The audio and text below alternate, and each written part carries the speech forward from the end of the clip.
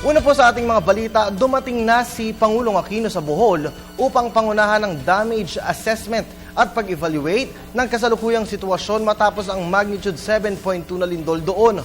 Pinangunahan din ng Pangulo ang pagkakaloob ng tulong sa mga biktima ng kalamidad sa nasabing lalawigan. Ang buong ulat ihatid po sa atin ng aming kasamang si Waywaya Magkalma, live via phone patch mula po yan sa Bohol. Magandang hapon sa iyo, Waywaya. Kirby, pasado alas 11 at dumating dito sa Tagbilaran, Bohol ang Pangulong Aquino.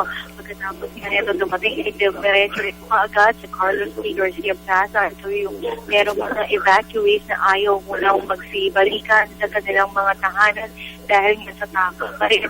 So, nararamdaman pa rin nilang mga aftershocks.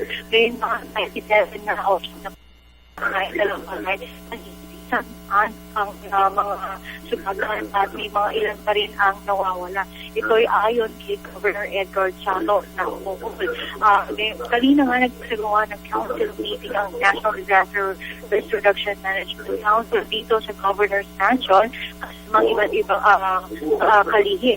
Ayon nga kay DPWH Secretary Dave Singson, 14 ang mga damaged na bridges at 3 lamang dito ang heavily damaged at 10 mga structure engineers nga pumunta rito sa Bohol upang i-inspectionin na rin ang mga gusali, particular na mga eskolahan upang tignan nga kung safe pa rin ito at itignan din nila kung maaari na rin makapasok ang mga estudyante sa Lunes.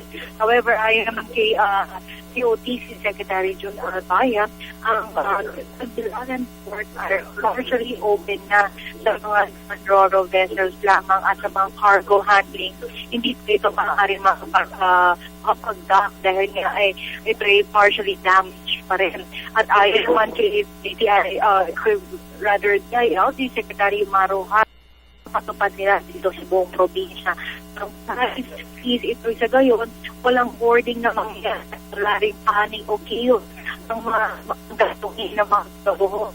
Kanya meron silang di mo rin natanggap na report na meron ng nagkakaroon ng kakulangan ng supply ng mga basic commodities, kasama na rin dyan ang supply ng petrolyo dito sa lalawigan. Ayon naman kay Secretary Rene Almendra, meron pong mga alternative ginagawa ang National Grid Corporation upang manumbalik na ang lahat ng kuryente o supply ng kuryente dito sa probinsya ng Bohol. Dahil may mga 52% na lang ng probinsya ang nai-restore na. Ito ay 8 munisipalidad ang wala pa rin power as of today. Pero posible magkaroon na yan sa araw na ito dahil sa ginagawa mga temporary wiring ng ahensya.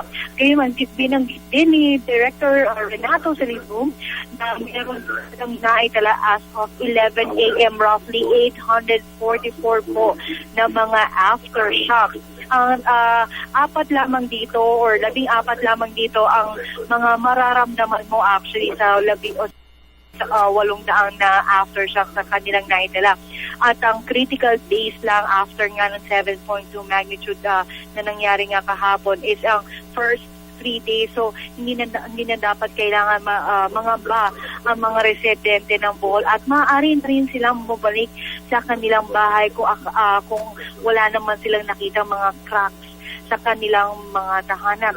At ayon nga kay Presidente, as much as possible na gusto niyang iwasan or makamit nga ang zero casualties. Kaya man, ito ay natural calamity talaga, earthquake, at hindi ito kayang ma-detect din ng kahit anuman dahil ito ay natural calamity.